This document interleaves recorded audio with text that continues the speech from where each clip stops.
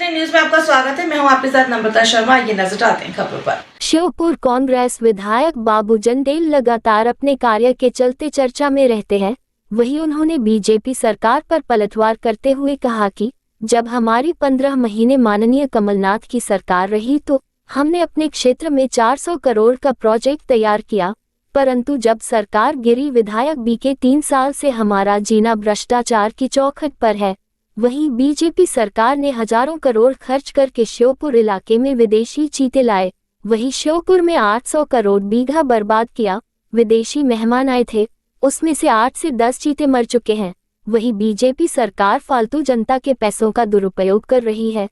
वहीं हमारे क्षेत्र में बड़ी समस्या है, बिजली 1-2 घंटे आती है, जहां किसान खेत पर अपना काम नहीं कर पाता।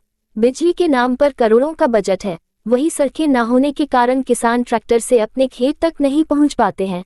ऐसी हजारों समस्याएं हमारे क्षेत्र में हैं, जहां बीजेपी सरकार एक भी योजनाओं के पैसे नहीं देती है।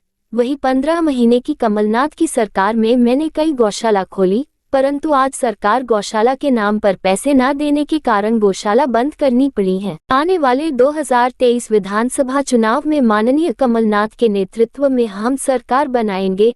वह जनता को दिखाएंगे कि कांग्रेस काल में काम कैसे होते हैं और बीजेपी सरकार की पोल खोलेंगे। जो 15 महीना की हमारी माननीय कमलनाथ जी की सरकार रही, उस 15 महीना की सरकार में हमने काफ़ी काम किए हैं। ये 400 करोड़ का चंबल नहर का प्रोजेक्ट तैयार किया। जब सरकार गिरी और विधायक दिखे तो 3 साल से हमारा जिला भ्रष्टाचार की चौखट में है। हजारों की करोड़ों खर्च करके चीता भालपुर में लाए हैं, सेंचुरी में श्योपुर जिला के अंदर। तो वो 800 करोड़ रुपया बर्बाद किया और पूरे चीते जो विदेशी मेहमान आए थे वो 8-10 चीते मर चुके हैं। फालतू का सरकार दुरुपयोग कर रही है। और जो जनता की अभी मेन समस्या है, जैसे हमारा क्षेत्र कृषि क्षेत्र है और धान की खेती होती है, तो किसानों ने DPR को कंपनी ने टोटल किसानों को FIR करवाई। 3000 DPR को उतार के ले गए हैं, गोदामों में डाल दिया है। सब किसानों ने कर्जा करके कंपनी को पैसे दिया और अपनी खेती के लिए जब बीज धान की तैयारी कर रहे हैं तो अभी लाइट 1 घंटा या 2 घंटा नहीं है, जबकि करोड़ों को बजट किया है। मेरे क्षेत्र में मेन समस्या रोडों की है। अभी हर किसान अपने खेतों पे अपना ट्रैक्टर लेके नहीं जा पाते हैं, रोड नहीं। 3 साल में कोई रोड का बजट नहीं दिया।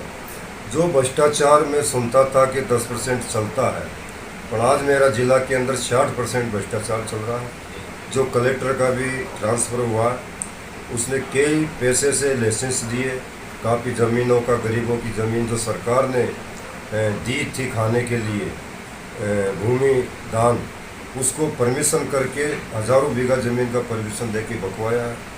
तो जनता को ये रोष है कि कमलनाथ जी ने हमारी पेंशन बढ़ाई, हमारा कर्जा माफ़ किया। आज सड़कों पे, खेतों पे गौ फसल को नहीं होने देती है। तो मैंने मेरी टाइम पे 25 गौशाला 15 महीना में कमलनाथ जी की सरकार ने स्थापित की।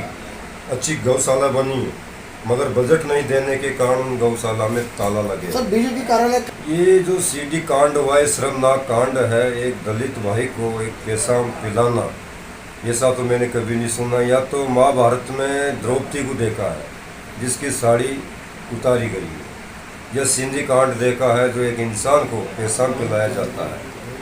और इसमें CM पैर चीरा है, पूजा कर रहा है, पैसे दे रहा है।